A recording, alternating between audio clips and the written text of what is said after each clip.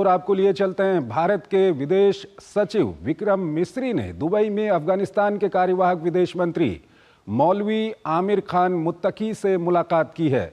इस दौरान दोनों पक्षों ने अफगानिस्तान को दी जा रही मानवीय सहायता, द्विपक्षीय मुद्दों और क्षेत्र में सुरक्षा स्थिति पर चर्चा की।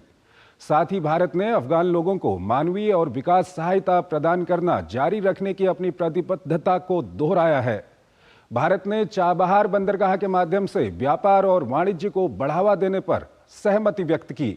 इसके अलावा भारत अफगानिस्तान में स्वास्थ्य क्षेत्र और शरणार्थियों के पुनर्वास के लिए समर्थन जारी रखेगा।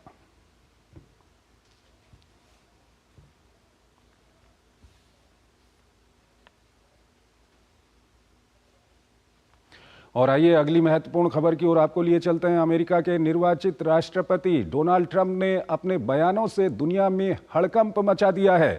एक ओर जहां ट्रंप ने कनाडा को अमेरिका का हिस्सा बता दिया, तो वहीं ग्रीनलैंड पर कब्जा करने की बात कही है। उन्होंने पनामा नहर और मैक्सिको को लेकर भी सनसनीखेज बयान दिया, तो वहीं हमास को कड़ी धमकी दी। इससे पता चलता है कि ट्रंप के सत्ता में आने के बाद दुनिया में बड़ी हलचल होने वाली है। ये रिपोर्ट देखिए। शपथ से पहले अमेरिका के नवनिर्वाचित राष्ट्रपति डोनाल्ड ट्रंप के विस्तारवादी बयानों से पड़ोसी देशों के साथ साथ दुनिया में भी हड़कंप मच गया है। राष्ट्रपति का कार्यभार संभालने के बाद ट्रंप की प्राथमिकताओं में जो 5 एजेंडे हैं, उससे दुनिया का नक्शा भी बदल सकता है। चुनाव में जीत के बाद से ही ट्रंप कनाडा पर नजरें टेढ़ी किए हुए हैं। बार बार कनाडा को अमेरिका का 51वां राज्य बनाने की इच्छा व्यक्त करते रहे हैं, लेकिन अब तो उन्होंने कनाडा को अखंड अमेरिका का हिस्सा बताने वाला एक नक्शा भी जारी कर दिया है।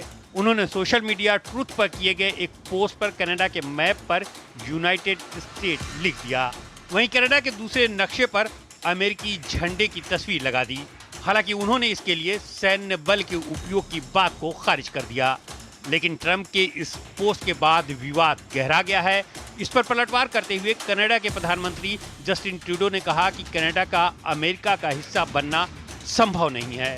वहीं विदेश मंत्री मेलानी जोलिनी ने कहा कि हम ऐसी धमकियों के सामने कभी पीछे हटने वाले नहीं हैं। जबकि विपक्षी नेता पियर पॉलिवियर ने कहा कि हम एक महान और स्वतंत्र देश हैं। हम अमेरिका के साथ हमेशा मजबूती से ही खड़े रहे हैं। ट्रंप ने यूरोपीय देश ग्रीनलैंड को अपनी राष्ट्रीय सुरक्षा के लिए महत्वपूर्ण बताते हुए इसका नियंत्रण हासिल करने की बात कही है। ट्रंप ने इस पर कब्जे के लिए सैन्य कार्रवाई की धमकी भी दे दी है।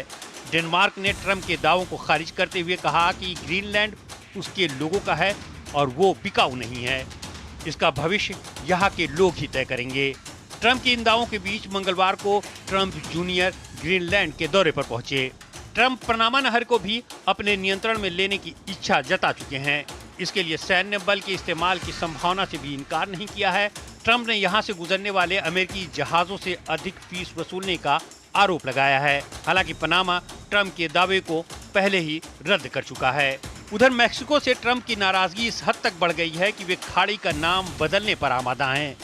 ट्रंप इसका नया नाम अमेरिका की खाड़ी रखना चाहते हैं। उन्होंने कहा कि अमेरिका की खाड़ी सुनने में भी अच्छा लगता है। ट्रंप ने आतंकी संगठन हमास को भी कड़ी चेतावनी देते हुए कहा है कि अगर उनके शपथ ग्रहण से पहले बंधकों को रिहा नहीं किया गया तो वो पश्चिमी एशिया में नर्क के दरवाजे खोल देंगे। ट्रंप की इस धमकी के बाद पूरे पश्चिमी एशिया में हड़कंप मचा हुआ है।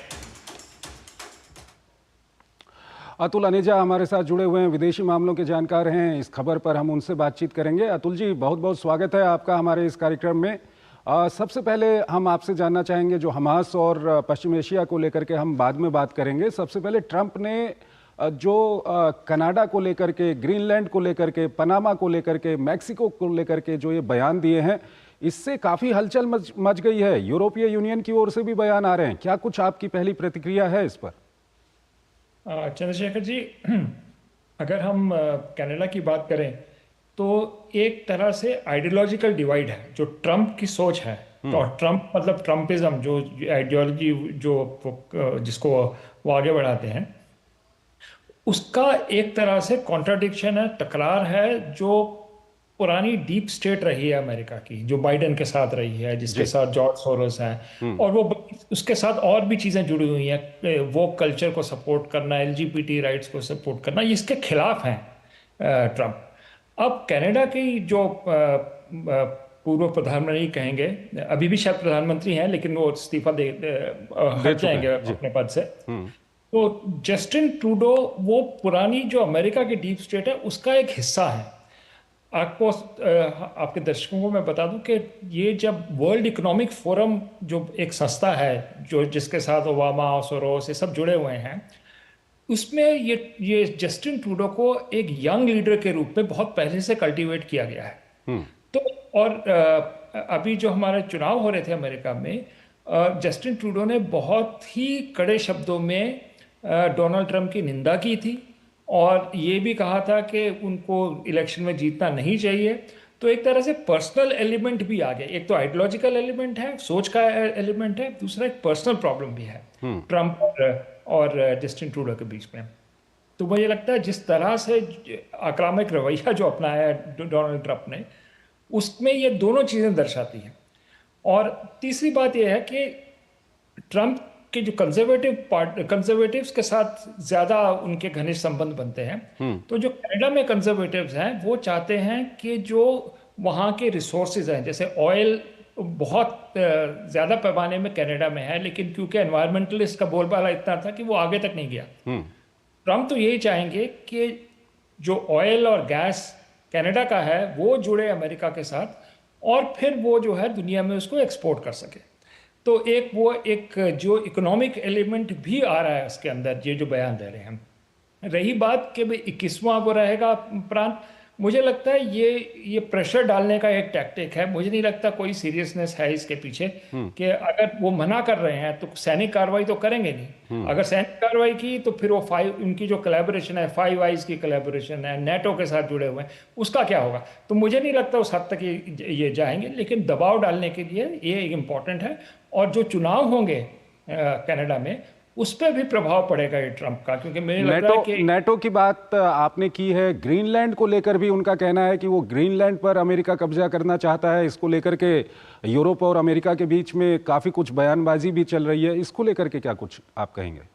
देखिए, उसमें दो एलिमेंट है। एक तो यूरोप का एलिमेंट है, जिसमें अब आप देखेंगे कि एलन मस्क हैं, कि इनके बहुत ही करीबी जो सपोर्टर्स, मतलब इनसाइड ट्रैक में हैं ट्रंप एडमिनिस्ट्रेशन के अब तो एलन मस्क का बयान जो है वो जो यूके के प्रधानमंत्री है उनके ऊपर बहुत कड़ी प्रतिक्रिया की है। ये जो ग्रूमिंग गैंग्स का जो एक इशू बना है, तो बहुत सीधा अटैक यूके पे किया गया है। उसी तरह से जर्मनी में चुनाव होंगे, उसमें जो राइट विंग पार्टी है AFD, उसको भी एलन मस्क सपोर्ट कर रहे हैं। और बल्कि उनकी जो लीडर है उसके साथ एक तरह से ट्विटर के ऊपर एक चर्चा भी होगी इन दोनों के बीच में। उन्होंने ओपनली सपोर्ट किया है। तो यूरोप के खिलाफ तो हम देख रहे हैं। दूसरी बात आती है ग्रीनलैंड की। ग्रीनलैंड स्ट्रैटेजिकली बहुत इंपॉर्टेंट जगह है, क्योंकि नए जो रास्ते बन रहे हैं ट्रेड के, दो रूट हैं चंद्रशेखर जी। एक कहते हैं ये आर्कटिक सर्कल के पास के ये रास्ते हैं, ग्लोबल वार्मिंग के जाए वहाँ वो आइस पिघली है तो रूट नए निकले हैं उसकी वजह से जी। तो कहते हैं नॉर्दर्न सी रूट, जो रशिया की तरफ जाएगा और रशिया से फिर अब वेस्ट की तरफ यूरोप और ग्रीनलैंड डेनमार्क की तरफ जाएगा। और दूसरा रूट जो है वो ईस्ट की तरफ जाएगा, अलास्का की तरफ, उसको नॉर्थ वेस्ट पैसेज कहते हैं। अब ग्रीनलैंड इसके बीच में है। और रूस और चीन जो है बड़े मित्र हैं आजकल। तो अमेरिका को एक तरह से यह है कि अगर ये दोनों मिल गए और इस रूट के ऊपर डोमिनेट कर लिया तो हमारा क्या होगा। इसलिए ग्रीनलैंड स्ट्रेटेजिकली लोकेटेड है। अगर ग्रीनलैंड में अमेरिका कंट्रोल में अपने करता है, डायरेक्टली करता है, इनडायरेक्टली करता है, तो एक तरह से एक वो जो सिक्योरिटी थ्रेट बन रहा है चाइना और रशिया के बीच में, उसको काउंटर करने के लिए क्षमता बढ़ेगी।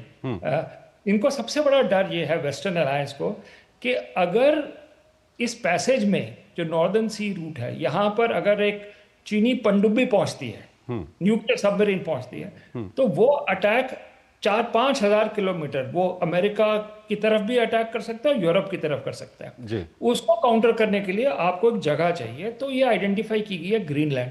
अब इसका ये मतलब नहीं है कि ग्रीनलैंड पे जरूरी कब्जा करने की बात है।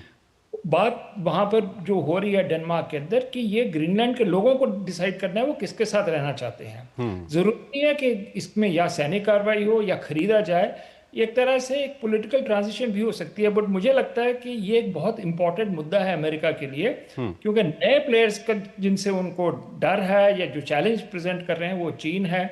एक तरह से रूस ट्रम्प के लिए इतना नहीं लेकिन चीन ज्यादा उससे, तो उसको ठीक है। काउंटर करने अतुल जी जल्दी से जो पनामा नहर का मामला है और मैक्सिको का मामला है इसको भी समझा दीजिए, फिर हम हमास पर सवाल करेंगे आपसे, समय थोड़ा कम है। पनामा का जो मसला है वो भी चीन से जुड़ा हुआ है, क्योंकि पनामा कनाल में जो कंपनी इसको कंट्रोल कर रही है वो हांगकांग बेस्ड कंपनी है, C K Hutchison holdings. Panama canal हम देख रहे हैं कि वो अटलांटिक ओशन और पैसिफिक ओशन को जोड़ता है। इसके थ्रू जो है जो ऑटोमोबाइल जो सामान आ रहा है अमेरिका को, एशिया से सामान आ रहा है वो पनामा कनाल के थ्रू जा रहा है, और जो एलएनजी सप्लाई अमेरिका कर रहा है बाकी दुनिया को वो भी पनामा कनाल से जा रहा है। तो इसलिए वो स्ट्रेटेजिकली इंपॉर्टेंट है। अमेरिका नहीं चाहता कि चीन का उसके ऊपर डोमिनेशन हो, तो उस वजह से इसको भी लपेट में लिया गया है। ये अमेरिका अपना समझते हैं, ट्रम्प एडमिनिस्ट्रेशन, कि हमारे स्ट्रैटेजिक इंटरेस्ट इससे, इन तीनों जगहों से जिसकी हमने बात की है, उससे प्रोटेक्ट होते हैं। ठीक है। हमास को लेकर के जो ट्रम्प की ओर से कहा गया है कि पश्चिम एशिया में इस तरह का माहौल बना देंगे, ये जो धमकी है हमास को, ये कितना काम करेगी? क्योंकि पश्चिम एशिया की स्थिति की हम बात करें तो वहाँ पर युद्ध विराम नहीं हो पा रहा है गाजा के अंदर में, और काफ़ी एक तरह की मानवीय त्रासदी भी वहाँ पर देखने को मिल रही है। देखिए, जहाँ तक ट्रम्प का सवाल है, ट्रम्प की और इजराइल की जो रिलेशनशिप है वो बहुत ही घनिष्ठ है। मतलब उसमें एक तरह से ब्लैक एंड वाइट रिलेशनशिप है। उसमें ये नहीं है कि आप थोड़ा सपोर्ट, बिल्कुल टोटल समर्थन जो है वो इजराइल को किया जा रहा है। और इस तरह से वो टोटल सपोर्ट के कारण अब अमेरिका कह रहा है और ट्रम्प कह रहे हैं कि अगर उन्होंने नहीं किया, ये धमकी जो है वो मुझे नहीं लगता कि सिर्फ एक धमकी है, इसके पीछे क्योंकि इतनी डिपेंडेंस है जूइश लॉबी के ऊपर डोमेस्टिक पॉलिटिक्स में, तो ट्रम्प को कुछ कहने के बाद कुछ करना पड़ेगा। तो मुझे लगता है कि एक नया एलिमेंट इस जगह पे जो इस क्षेत्र में फिर आ रहा है मिडिल ईस्ट में, और अमेरिका एक बार, और अमेरिका इजराइल, ऐसे में क्या वहां पर युद्ध विराम हो पाएगा? संक्षेप में मुश्किल है युद्ध विराम। एक चीज है, अगर तो आप ये बंदी छोड़ देते हैं, जो होस्टेजेस छोड़ देते हैं, तब एक तरह से पॉजिटिव एलिमेंट आ सकता है। ठीक है। बंदियों के पीछे कतर। ठीक है अतुल जी, आप हमारे साथ बने रहिएगा। एक और खबर है, उस पर हम आपसे बातचीत करेंगे। एक छोटा सा यहाँ पर हमको ब्रेक लेना है।